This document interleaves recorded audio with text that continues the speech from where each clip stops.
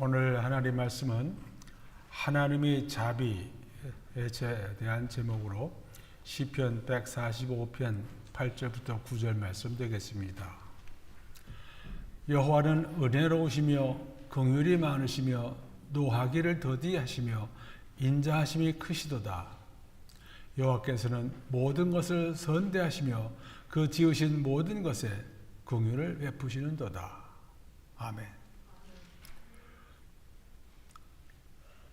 언제나 그렇지만 세상 뉴스를 보면 지금도 혼란과 불안 속에서 지내야 될 이유가 많은 것을 우리가 압니다.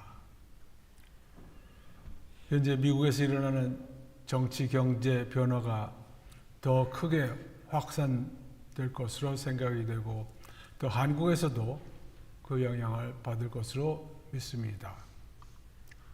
뉴스 나오는 타이틀을 보면은 참 놀랍습니다. 미국은 이제 여기서 다시 살아남지 못한다. 중국은 이제 다 망가졌다. 한국에 닥칠 경제 위기는 97년 IMF와 비교가 되지 않는다. 아주 불안감을 조성하게 부족함이 없는 그러한 제목들입니다. 우리들은 이러한 뉴스 제목들을 보면서 우리가 어떤 마음을 가지고 이 어려운 세상을 살아가야 될지 돌아보고 싶습니다. 상황이 어려워지더라도 우리는 예수님께로 더 가까이 가는 길 위에 서 있기에 두려움이 없어야 되고 오직 담대함으로 이 세상 살아갈 수 있어야 합니다.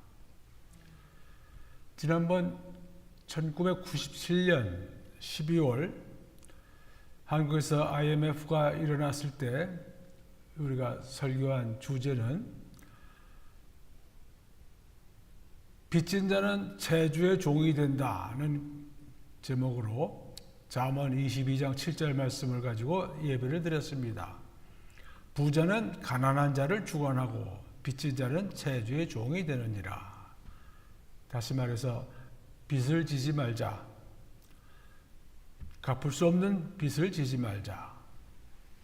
지금 미국에서 일어나는 일도 똑같습니다. 지금까지 누적되어 온 재정 적자에 코비드 때 경기 부양을 위해서 막대한 적자 재정을 쓴 결과로 이제 앞으로 미국 정부 채권에 대한 이자 지불도 어려워지는 때가 올 수 있다고들 지금 말하고 있습니다. 빚을 많이 진다고 하는 것은 개인이나 국가나 똑같습니다. 어려운 때가 올 수 있다고 하는 것입니다. 우리는 이런 사람들의 잘못으로 어려움이 생기고 있는 이런 세상에 살면서 우리의 믿음을 가지고 하나님의 자비를 구하는 일을 게을리하지 말아야 되겠다. 하나님의 자비, 하나님은 자비로우신 하나님이십니다. 하나님께서 하신 말씀이 뭐 있습니까? 나를 알라, know that I am the Lord. 출애굽기에서 9번 나오고 에스겔서에서 63번 나옵니다. 즉 기적을 행하시면서 하나님께서 심판하실 때 나를 알라고 말씀하셨다고 하는 겁니다. 또한 이때 동시에 알아야 할 하나님의 성품은 하나님의 자비입니다. 하나님 우리가 알기 어렵지만은 하나님께 가지신 성품이 있습니다. 크게 말해서 두 가지로 나눌 수 있는데 하나는 communicable attribute가 있고 또 다른 하나는 incommunicable attribute입니다. 이 communicable은 하나님께서 가지신 성품인데 우리에게도 나눠주신 우리가 알 수 있는 그런 성품이고 incommunicable은 하나님께서만 가지고 계신 성품 우리가 알 수 없는 우리가 가지지 못했기에 알 수 없는 그런 성품입니다. 전지, 전제, 전능, 영원, 무한 이러한 성품들은 우리가 갖고 있지 않아서 우리가 알 수가 없습니다. 그러나 하나님께서 우리에게 나누어 주신 성품, 커뮤니커블 중에 하나가 이 자비, 하나님의 자비입니다. 하나님은 자비를 베푸십니다. 그런데 그 자비를 베푸시는 것을 우리가 보면은 언제나 하나님의 주권적 행사로 나와 있습니다. 로마서 9장 15절 모세에게 이르시되 내가 긍휼히 여길 자를 긍휼히 여기고 불쌍히 여길 자를 불쌍히 여기리라. 내가 내 주권으로 불쌍하게 여길 사람은 불쌍하게 여기고 그렇지 않은 사람은 그렇지 않게 생각한다. 구원에도 마찬가지입니다. 언제나 하나님께서 택하신 대로 주권을 따라서 구원하십니다. 하나님의 은혜가 또한 주권적입니다. 하나님께서 바로에게 말씀하시기를 내가 너를 세웠으면 나의 능력을 네게 보이고 내 이름이 온 천하에 전파되게 하려 하였습니다. 바로는 심판을 받는 애굽 왕이지요. 이 애굽 왕을 세우신 것은 하나님의 이름이 전파되게 하려 하시려고 바로를 세웠다. 그러니까 은혜도 주권적이고 심판도 주권적으로 행하십니다. 하나님께서 주권적 자비를 베푸시지 않는 경우가 있습니다. 언제 있느냐 하면은 이사야 27장에 보면은 가지가 마르면 꺾이나니 여인들이 와서 그것을 불사를 것이라. 백성이 지각이 없으므로 그들을 지으신 이가 불쌍히 여기지 아니하시며. 이 백성은 이방인 백성들입니다. 이스라엘 백성이 아닙니다. 이 사람들은 뭘 아는 것이 없고 이해하는 것이 없어서 하나님께서는 은혜를 베풀지 아니하시고 심판하신다는 뜻입니다. 지각이 없는 사람들, 이스라엘의 적들, 하나님의 역사를 깨닫지 못하시기에 하나님께서 참으시다가 결국은 그들을 불쌍히 여기지 않으시고 은혜를 베풀지 않으시고 심판을 내리신다고 하는 말씀입니다. 그러나 그와 달리 하나님의 주권적 자비를 받은 이방인들도 또한 많이 있습니다. 이스라엘이 예수님을 믿지 아니하고 예수님을 배척하고 난 다음 이방인들 중에서 하나님께서 택하셔서 자비를 베푸시고 믿음을 주시고 구원하시는 그런 예들이 바로 이 경우에 속하겠습니다.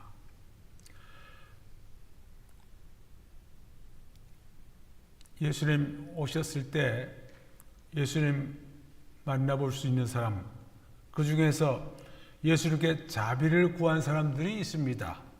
사복음서에 이제 여러 번 나오는데, 먼저 결론부터 말씀을 드리자면은 예수님을 만나서 자비를 구한 사람들 모두 다 예수님께로부터 그 자비를 받았습니다. 갈릴리 지방에서 두 맹인이 예수님을 만납니다. 마태복음 9장 27절 두 맹인이 따라오며 소리질러 이르되 다윗의 자손이여 우리를 불쌍히 여기소서 하더니 예수께서 집에 들어가시매 맹인들이 그에게 나와 오거늘 예수께서 이르시되 내가 너희 이 일 할 줄을 믿느냐 대답하되 주여 그라오이다. 이에 예수께서 그들의 눈을 만지시며 이르시되 너희 믿음대로 하시니 그 눈들이 밝아진지라. 이 사람들은 예수님을 따라오면서 소리질러 가지고 다윗의 자손이여 우리를 불쌍히 여기소서. 예수님께서 그들을 불쌍히 여기시고 그들의 눈을 만지시고 눈을 뜨게 해주셨습니다. 그 다음 나오는 예가 가나안 여인의 딸입니다. 두로 시돈 지방에서 가나안 여자 하나가 그 지경에서 나와 소리질러 이르되 주 다윗의 자손이여 나를 불쌍히 여기소서. 이 가나안 여자는 이방인 여자입니다. 그래서 예수님께서는 말씀하시기를 나는 이스라엘 집에 잃어버린 양 외에는 다른 데로 보내심을 받지 아니하였노라. 그랬더니 예수님께 이 여자가 나와서 절을 하면서 도와주소서. 예수님께서는 아직도 이 여인의 말에 동의하지 않으십니다. 이르시되 자녀의 떡을 취하여 개들에게 던짐이 마땅하지 아니하니라. 그랬더니 이 여인이 자기를 더 낮춰서 주여 올소이다마는 개들도 제 주인의 상에서 떨어지는 부스러기를 먹나이다. 자기는 이스라엘 백성이 아니지만은 이스라엘 백성에 주시다가 남은 부스러기라도 좋습니다. 주십시오 하는 말이지요. 예수께서 대답하여 이르시되 여자여 내 믿음이 크도다. 내 소원대로 되리라 하시니 그때로부터 그의 딸이 나으니라.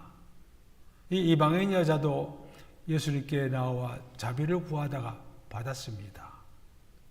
간질 걸린 아들 변호산 이에 나와서 내려와서 이제 갈릴리 지방으로 가면서 변호산의 근처에서 어떤 사람이 나와서 내 아들을 불쌍히 여기소서. 그가 간질로 심히 고생하여 자주 불에도 넘어지고 물에도 넘어지고.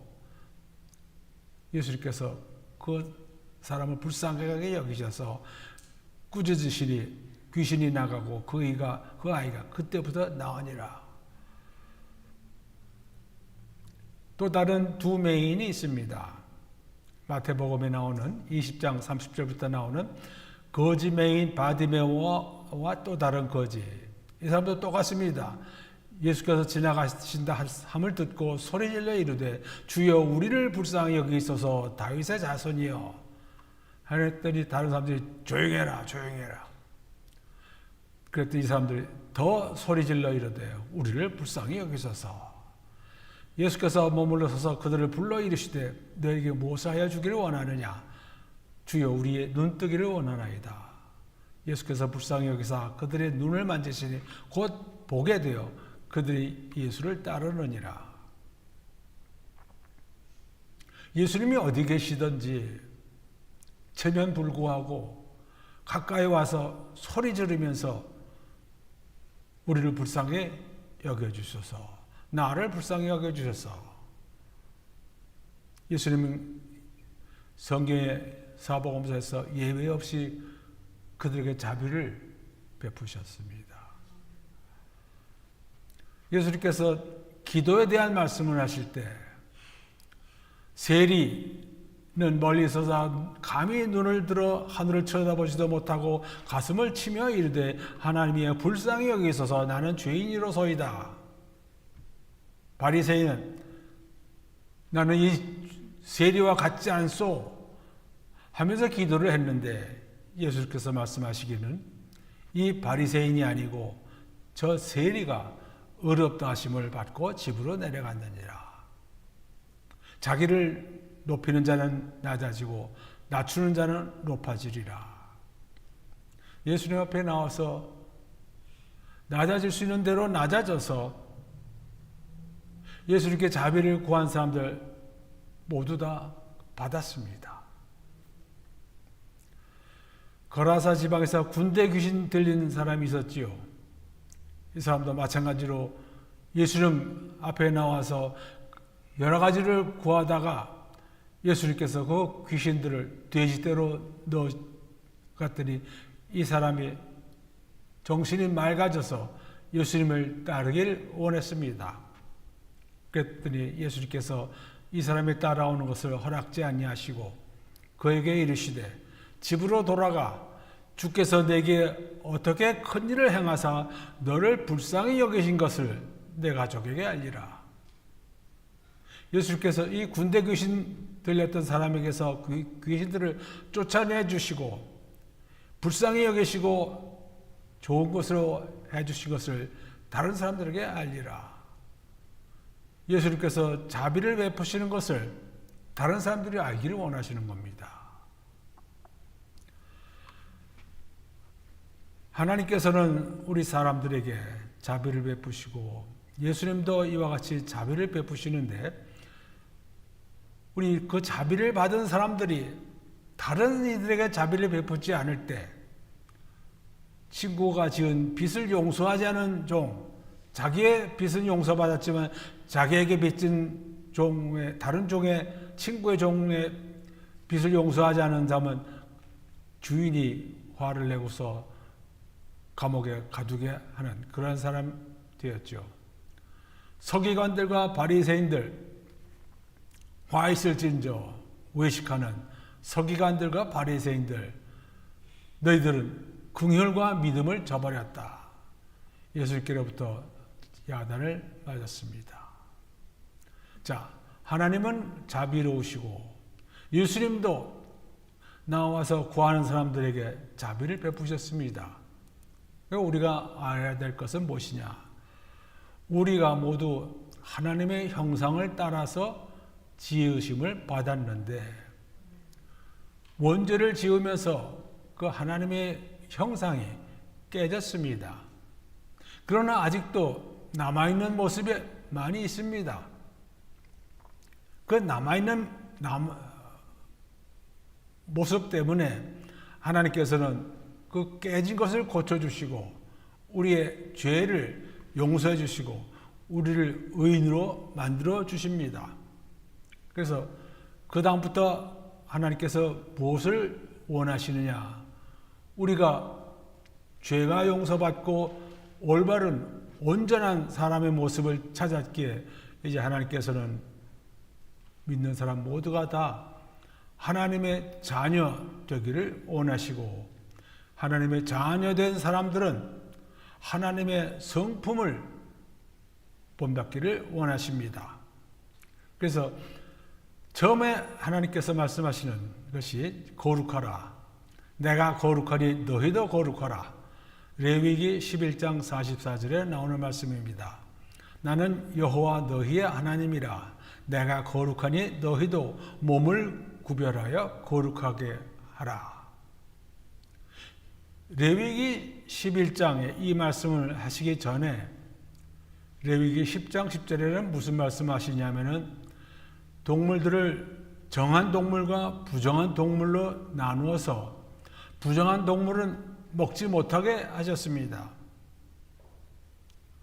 부정한 동물들을 이방인들을 먹기도 하는 동물들입니다. 하나님께서 이스라엘 백성에게 이 부정한 동물을 정하시고 그것들을 먹지 말라고 하셔서 이스라엘 백성들은 이방인들과 같은 자리에서 식사할 수가 없게 되었습니다. 같은 자리에서 식사를 못하니까 이방인들과 이스라엘 사람들이 교제가 있을 수가 없습니다. 교제를 못할 때 하나님께서 뭐라고 말씀하시느냐? 내가 거룩하니 너희도 거룩하라. 세상 사람들과 섞이지 말고 너희들은 내 편에 서서 거룩한 백성이 되어라. 그것입니다. 이 말씀은 베드로 전서에도 나오죠. 1장 16절 내가 거룩하니 너희도 거룩할지어다. 우리는 이제 먹는 음식으로 인해서 믿지 않는 사람들과 나뉘어지는 것이 아닙니다. 우리의 믿는 하나님은 세상 사람들이 믿는 하나님 재물이 아니기에 우리는 믿지 않는 세상 사람들과 똑같이 생각할 수 없고 똑같이 행동할 수가 없습니다. 그런 의미에서 우리는 거룩한 백성, 하나님의 백성이 되어서 우리가 생각하는 것은 하나님이고 하나님의 영광이고 하나님께서 주시는 은혜 이런 것입니다. 재물을 많이 벌어서 행복하게 산다거나 유명해진다거나 편하게 살겠다고 하는 것이 우리의 목적이 아닙니다. 하나님께서 예수님께서 환난에서 건지시겠다고 말씀하시는 이 빌라델피아 교회에게도 말씀하시기를 거룩하고 진실하사 다윗의 열쇠를 가지시니 예수님을 가리킵니다. 예수님은 거룩하고 진실하고 다윗의 열쇠, 천국 들어가는 열쇠를 다 가지고 계셔서 곧 열면 닫을 사람이 없고 닫으면 열 사람이 없는 그 예수님을 이렇게 부르고 있습니다. 하나님이 거룩하시니 믿는 사람들 모두가 다 거룩하라 말씀하시고 하나님께서 말씀하시기를 사랑하라고 하셨습니다. 하나님이 세상을 이처럼 사랑하사 독생자를 주셨으니 이는 그를 믿는 자마다 멸망하지 않고 영생을 얻게 하려 하심이라. 하나님을 믿고 예수님을 믿고 영생을 얻은 사람에게는 하나님께서 요구하시기를 사랑하라. 우리가 사랑하면 그가 먼저 우리를 사랑하셨습니다. 세상 사람들에게는 사랑이 없습니다. 보면은 볼수록 그들에게는 전부 사랑하는 것이 없습니다. 거저 주는 것이 없습니다. 뭘 받아야 줍니다. 철저하게 받은 것, 그 값에 대해서 해당하는 것을 줍니다. 그러나 우리는 하나님께로부터 사랑을 받았기에 이웃을 사랑할 수 있는 것이고 다른 민영지를 사랑할 수 있게 되는 겁니다. 그 다음 하나님 말씀은 완전하라. Be perfect. 우리가 어떻게 완전해집니까? 그러나 마태복음 5장 48절 하늘에 계신 너희 아버지의 온전하심과 같이 너희도 온전하라. 온전하라 여기는 perfect라는 것을 말씀합니다. 하나님께서 온전하신 것처럼 너희들도 온전하게 완전하라.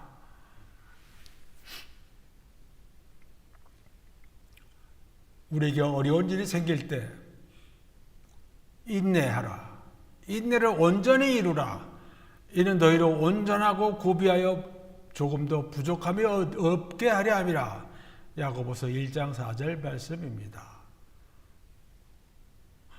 하나님께서는 우리 모두가 다 믿는 사람으로 하나님의 자녀가 되었으면 하나님과 같이 부족함이 없이 완전한 하나님께서 원하시는 완전한 사람이 되기를 요구하십니다. 그 다음 자비로우라.